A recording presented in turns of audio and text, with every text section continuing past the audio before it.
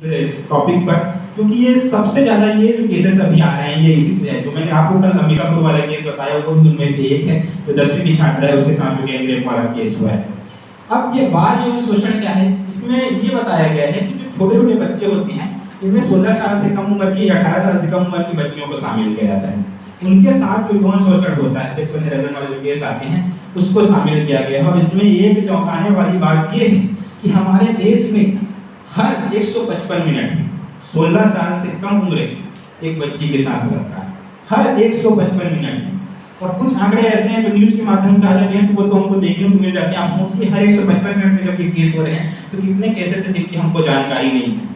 हमारे आसपास भी ये सारी घटनाएं हो रही होंगी, लेकिन जो उनके परिवार के माता पिता होते हैं वो डरते हैं कि हमारी यहाँ बदनामी होगी, इस विषय से ये सारे केसेस सामने नहीं आ पाते। और लोग फिर ये जो टैबू है हमारे समाज में उसके वजह से ये सारे उभर करके नहीं आ पाते, क्योंकि लोग इस विषय पर बात करना उचित नहीं समझते। लेकिन इस विषय पर बात करना जरूरी है।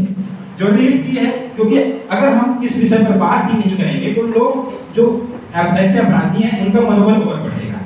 तो इस विषय पर जब बात होगी तो लोगों के विषय में एक ऐसी विचारधारा विकसित होगी, लोगों की मानसिकता में बदलाव होगा कि कहीं न कहीं इस विषय पर सरकार सजग है, लोग भी सजग हैं, तो ऐसे माध्यम से इसको हम रोक सकते हैं। तो ये बड़ी चौंकाने वाली घटना थी। भारत में कन्या भ्रूण हत्या ये भी एक बहुत बड़ा कारण है।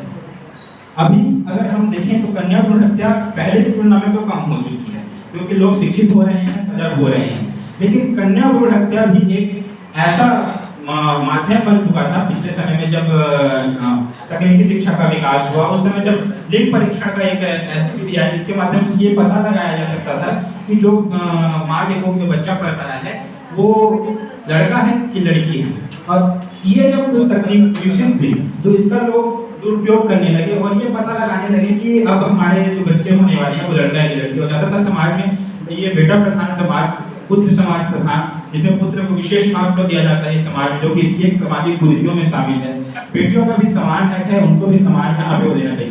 तो ये कन्या भ्रूण हत्या है, ये भी एक प्रमुख सामाजिक बुराई है, इसको भी हमको रोकना होगा, तभी जाकर के इस समाज का विकास हो पाएगा और महिला सशक्तिकरण जैसे विषयों पर हम बात कर पाएंगे। ये कुछ चित्र जिसके माध्यम से लोगों को जागरूक किया जाता है, लेकिन वही देख करके इसको सिर्फ हम भुला देते हैं।